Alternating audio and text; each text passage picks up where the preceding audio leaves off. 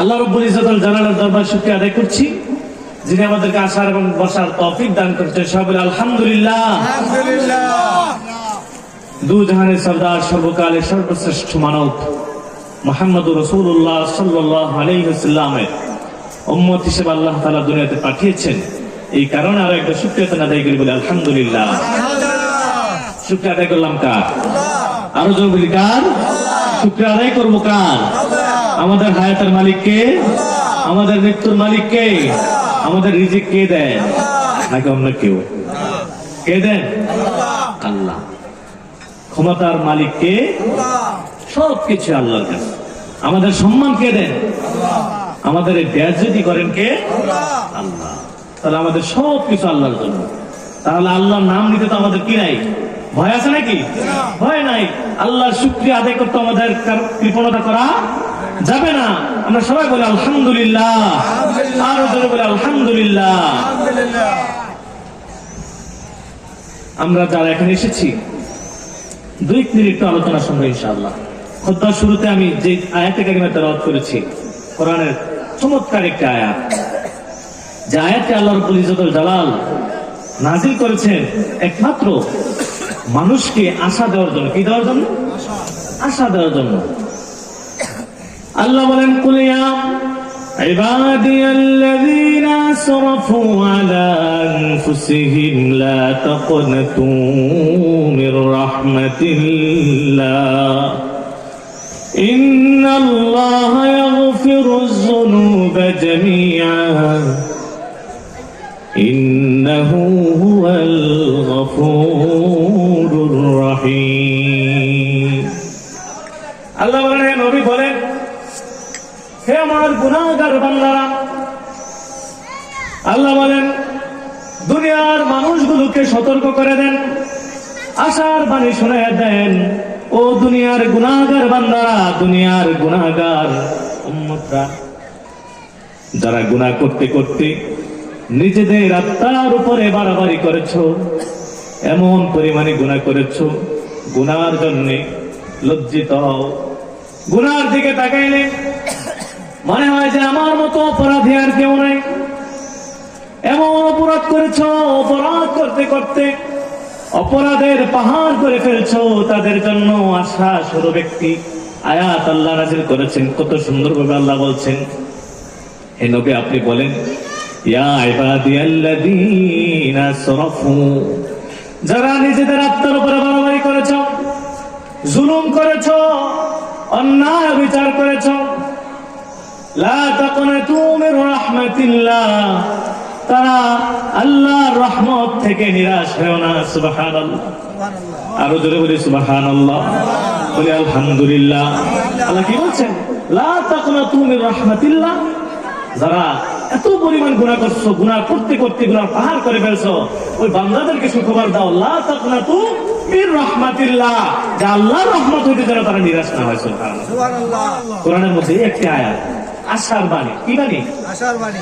আশার বাণী। অর্থাৎ আমরা যেহেতু গুনাহ করছি, আমরা তো ভাবতে যা, আরে এত গুনাহ করছি, আল্লাহ জানি মাফ করে কিনা, আল্লাহ জানি ক্ষমা করে কিনা। অপরাধ যদি বেশি হয়, ধরেন একটা উদাহরণ দিই, সন্তান আর বাবা মার কথাই বলি, যদি সন্তান এমন অপরাধ করে যে অপরাধের কথা বাবা মা শুনে তাকে কি করবে?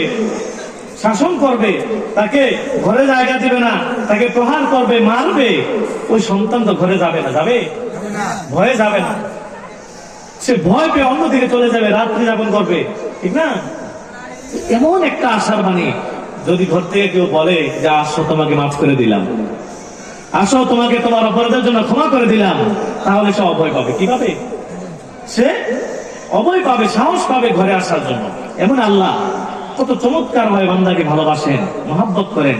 আল্লাহ আমাদেরকে বানাইলেন মহব্বত করে, ঠিক না? পাঠাইলেন। জানেন আল্লাহ বান্দারা কি করবে? অপরাধ করবে, গুনাহ করবে, পাপ কাজ করবে, তারপর আল্লাহ একটা অভয় দিলেন। সুবহানাল্লাহ। আল্লাহ কি বললেন? লা তাকনাতু মির রাহমাতিল্লাহ ইন্নাল্লাহা ইয়াগফিরুয যুনুবা জামিআ ইন্নাহু হুয়াল গফুরুর রহিম। আল্লাহ বলেন, বান্দা তুমি যত অন্যায় অবিচার করেছ, যত আত্মার উপরে বাড়াবাড়ি করেছ, লা তাকনাতু মির রাহমাতিল্লাহ, আমার রহমত থেকে নিরাশ হয় না, আমার রহমত থেকে নৈরাশ হয় না, মুখ ফিরায় নিও না। ইন্নাল্লাহা ইয়াগফিরুয যুনুবা জামিআ, নিশ্চয় আল্লাহ তোমাদের গুনাহগুলো ক্ষমা করে দিবেন। সুবহানাল্লাহ, নিশ্চয় আল্লাহ গুনাহগুলো ক্ষমা করে দিবেন। ইন্নাল্লাহা ইয়াগফিরুয যুনুবা জামিআ ইন্নাহু হুয়াল গফুরুর রহিম। নিশ্চয় আল্লাহ অতি দয়ালু মেহেরবান।